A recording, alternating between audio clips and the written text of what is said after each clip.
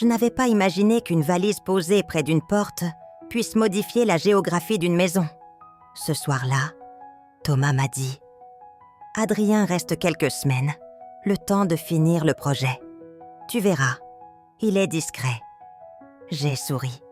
J'ai dit « Bien sûr. » Je n'ai pas tout de suite compris que la discrétion peut parfois faire plus de bruit que n'importe quel mot. Adrien est arrivé un vendredi, au moment exact où la pluie commençait à frapper les vitres. Il avait ce regard clair de ceux qui observent avant de parler, une politesse sans raideur, une fatigue qu'il ne cherchait pas à cacher. « Merci de m'accueillir, Camille. » Le « merci » n'était pas une formule, c'était un abri. Je lui ai montré la chambre d'amis, la commode, la lampe, la fenêtre qui donne sur les toits. Il a posé sa valise doucement, avec ce soin des gens qui n'ont pas envie de déranger ce qui existait avant eux. La maison a respiré autrement. Thomas parlait du chantier, des délais, des réunions. Adrien écoutait, opinait, ajoutait 2 ou 3 phrases justes. Moi, je surveillais le four, les assiettes, le rythme des mots. À un moment, nos regards se sont croisés par hasard. Ce n'était pas une étincelle, plutôt une confirmation. « Oui, je t'ai vu. » Après le repas, il m'a aidé à débarrasser. Nos doigts ont effleuré la même assiette. Ce fut bref, anodin. Mais il y a des brèves qui remuent des choses anciennes.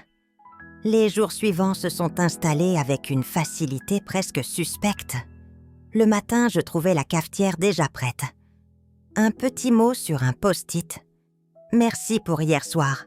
Le gratin parfait. » Ou « J'ai racheté du lait. » Parfois, un simple sourire dessiné au stylo. Thomas partait tôt. Sa présence laissait derrière elle un ordre rassurant. Adrien, lui, travaillait depuis la table du salon quand il ne rejoignait pas le bureau. Il parlait peu au téléphone, écrivait beaucoup, levait parfois les yeux vers la fenêtre, comme on consulte la météo d'un souvenir. J'apprenais ses habitudes sans le vouloir.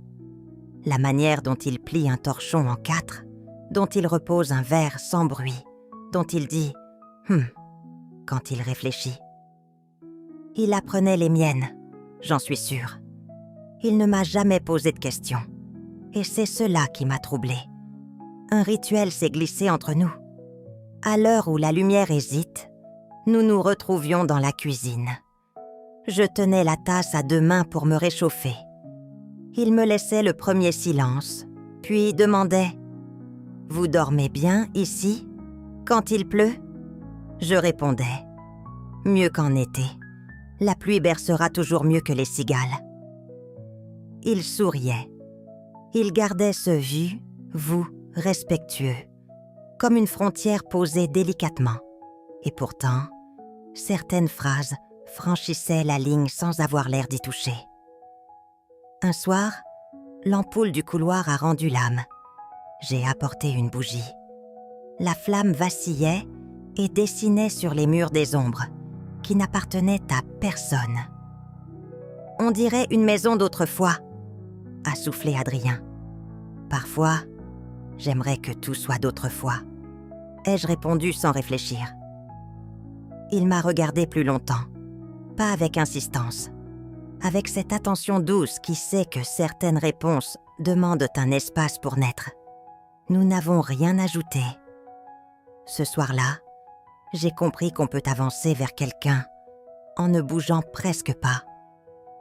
Les réunions de Thomas s'allongeaient, les dîners à 2 devenaient fréquents. Je cuisinais des choses simples. Adrien mettait la table. Il choisissait toujours la même assiette pour moi, comme si elle avait une chance particulière de rendre la nourriture meilleure. Nous parlions d'ouvrages, de villes, d'hivers trop longs, de trains qui arrivent en retard.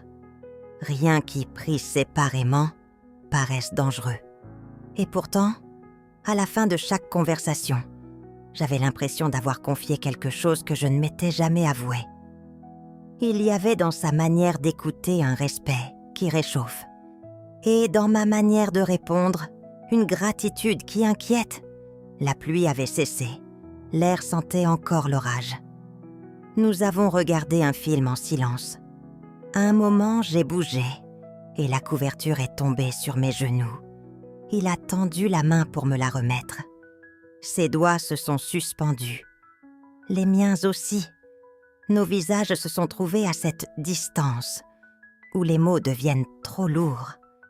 J'ai senti la chaleur de son souffle et j'ai détourné la tête, doucement, comme on referme un livre à la page où l'on sait déjà comment cela va finir. Il a retiré sa main. « Excusez-moi », a-t-il murmuré. « Je n'ai pas dit « ce n'est rien ». J'ai dit « merci ». Je me suis levée pour préparer du thé. Mes mains tremblaient un peu. Les siennes aussi, je crois. Après cet instant, tout a pris une clarté nouvelle. Nous avons continué à vivre comme avant, à la seconde près. Mais l'air entre nous avait changé de densité. Il me laissait des fleurs du marché, toujours blanches. Parce que le blanc laisse la place aux couleurs de la pièce, disait-il. Je lui glissai un roman au bord de son assiette, ouvert à un passage souligné. La tendresse, c'est ce qui reste quand l'orage a passé. Nous devenions experts, en nuances. Et je découvrais que l'on peut être fidèle à quelqu'un et se trahir soi-même, simplement en refusant de nommer ce qui existe déjà. Un mardi, Thomas a annoncé qu'il rentrerait plus tard. Ne m'attendez pas. La maison a sonné creux. Nous avons mangé tôt. Simplement. Adrien a proposé de faire la vaisselle. L'eau coulait, chaude, rassurante. Nos épaules se frôlaient parfois, comme deux bateaux à quai. « J'aimerais que ce soit plus simple », a-t-il dit, les yeux fixés sur la mousse. J'ai répondu trop vite. Moi aussi. Le calme qui a suivi avait la consistance des aveux. La rue entière s'est assombrie. Plus de bourdonnement, plus de cadran. La maison respirait lentement. J'ai allumé 3 bougies, une dans l'entrée, une sur la table basse, une dans la cuisine. Adrien s'est approché. Pas trop, juste assez pour que sa présence devienne une réponse à la mienne. « Vous tremblez », a-t-il dit. « Un peu. » Ai-je souri. « On peut attendre que ça passe. »« Quoi ? La panne ?» Il a secoué la tête. « Vous savez très bien. » Le silence a fait le reste. Je me suis avancée. Un pas, puis un autre. Il n'a pas bougé. Nos regards se sont cherchés, comme si la pièce était plus vaste qu'avant.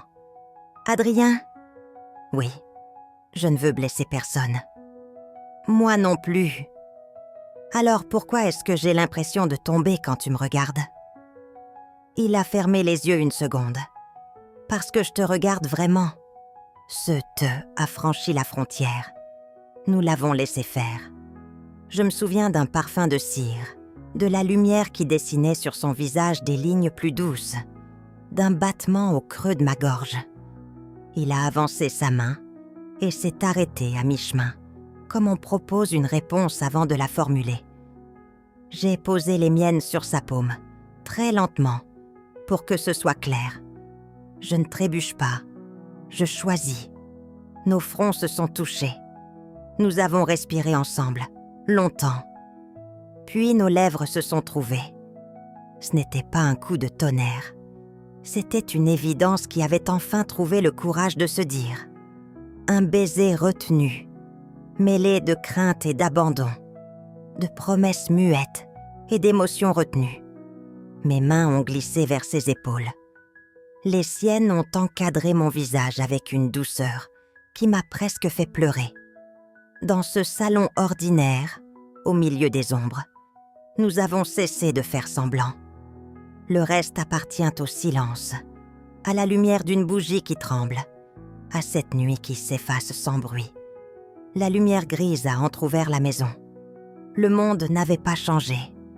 Nous, si. Adrien préparait le café. Il m'a tendu une tasse, sans me toucher.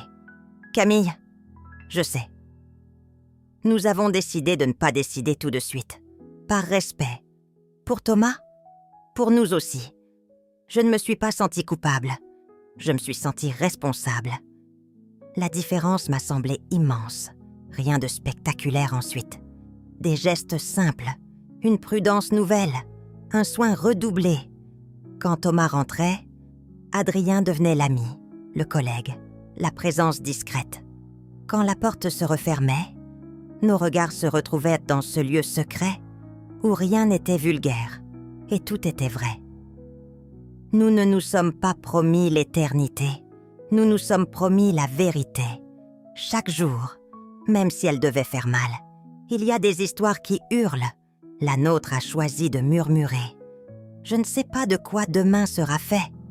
Je sais seulement que, ce soir-là, je n'ai pas trahi ce que je ressentais. J'ai cessé de vivre à côté de moi. Parfois, on ne tombe pas. On se rattrape. Et la main qu'on attrape n'est pas une faute. C'est un choix. Ce qui est vrai n'a pas besoin d'être vu. Il a besoin d'être tenu. Si cette histoire t'a touché, abonne-toi à Amour voilé. Ici, chaque semaine, je te murmure des amours qu'on ne crie pas, des amours qu'on ressent. Ferme les yeux, écoute et laisse ton cœur choisir.